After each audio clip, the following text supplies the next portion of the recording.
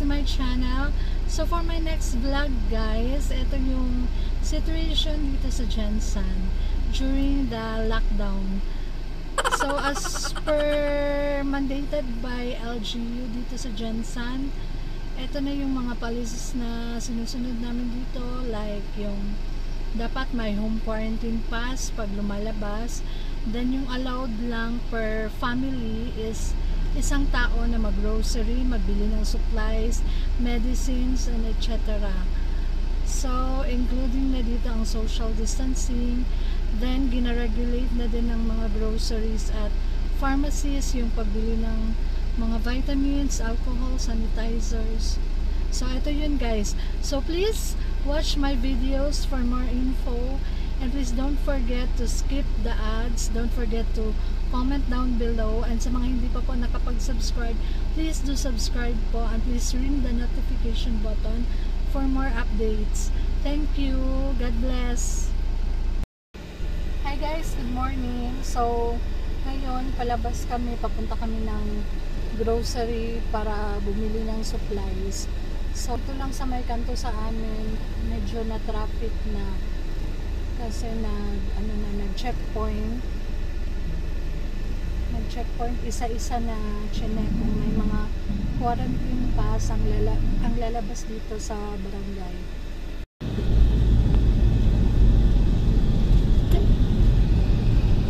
Hinarang kami sa checkpoint since may dalawa kaming quarantine pass. So in-interview kami kung magkaano-ano kami. Sinabi niya asawa. Then chinek yung ID namin. Hindi pala pwede dalawa ang lumabas, dapat isa lang. So i-confiscate yung isang quarantine pass namin. Then hinayaan kami na lumagpas doon sa checkpoint. So eto guys, naka long sleeves ako, naka long pants para at least dagdag protection. Then since yung mask namin, yung mumurahin lang talaga yung nabili namin, medyo manipis siya. So ang ginawa namin, nilagyan ko ng panty liner. Yung sa kanya rin may panty liner. So para at least dagdag gusto ko use sana yung at least 1 hour na nagamit, pero ayaw niya. Dapat use daw na panty liner. So dinagdagan na lang namin ang panty liner para dagdag protection, hindi basta-basta makapasok yung virus. So next time, dagdagan pa namin ng isa or dalawang layer pa.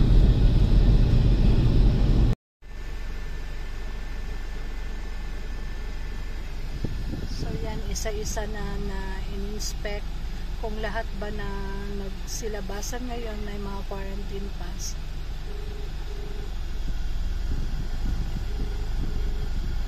So, yan ang situation dito sa Jensan as of now.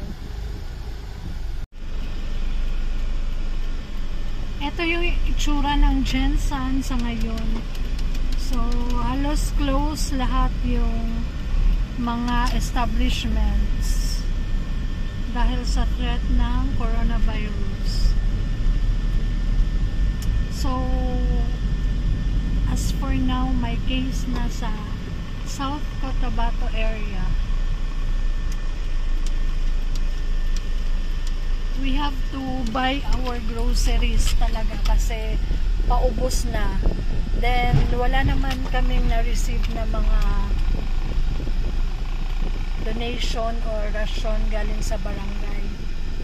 So we have to sacrifice talaga na lumabas. We're now here inside the supermarket guys. So more on vegetables and fruits talaga tayo ngayon. We need to boost our immune system para hindi tayo dali madapuan ng sakit. So yan, American lemon. We need to hydrate talaga. So kukuha ako ng more na American lemon. And apple din, favorite ni Yani.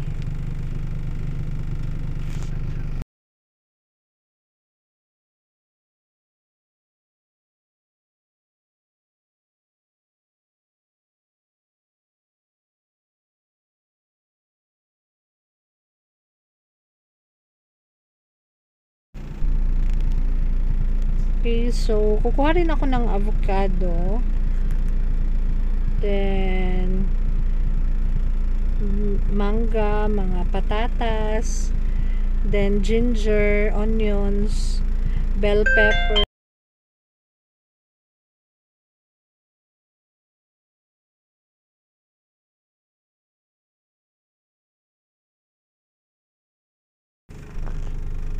Kuha din tayo ng veggies for pakbet na recipe. Kasi we'll make it a habit na twice a day kami mag veggies ngayon, or kahit once a day. Then may fish. Then so yan, may tauge tayo.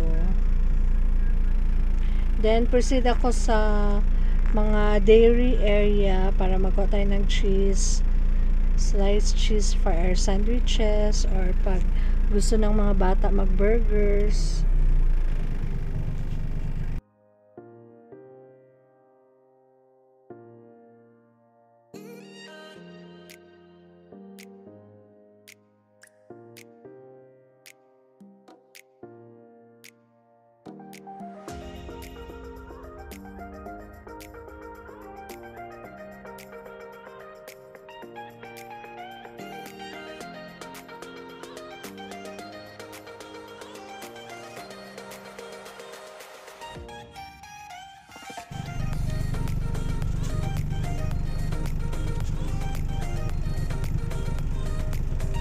So yan, daming soap ang binili ko kasi frequent hand washing tayo, guys. So from time to time we need to wash talaga our hands thoroughly. Okay, then bumili rin ako ng diapers para kay baby, tissue, yan, egg, mga supplies. Yan, maraming biscuits, favorite ng eldest ko na si RJ.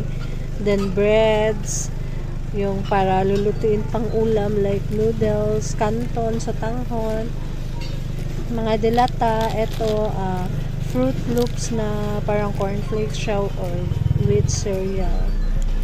Then mga hot chocolate drinks, of course shampoo, conditioner, mga pang snacks, ito prawn crackers para hindi ma-bored habang nanonood ng Korean drama.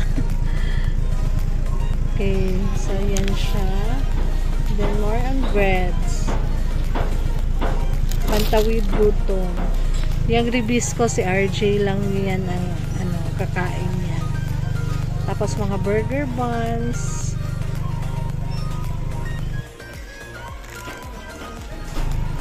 So dito talaga ako sa supermarket nag-haul.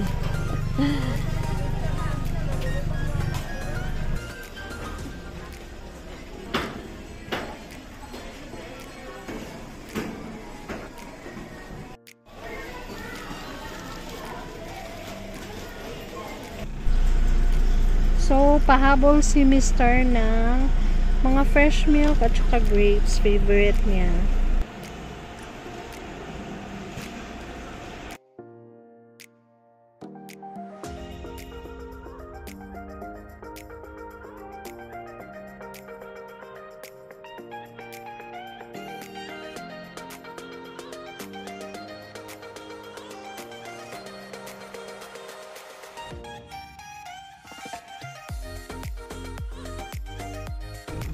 So that's it, guys. Thank you for watching, and please don't forget to like my video.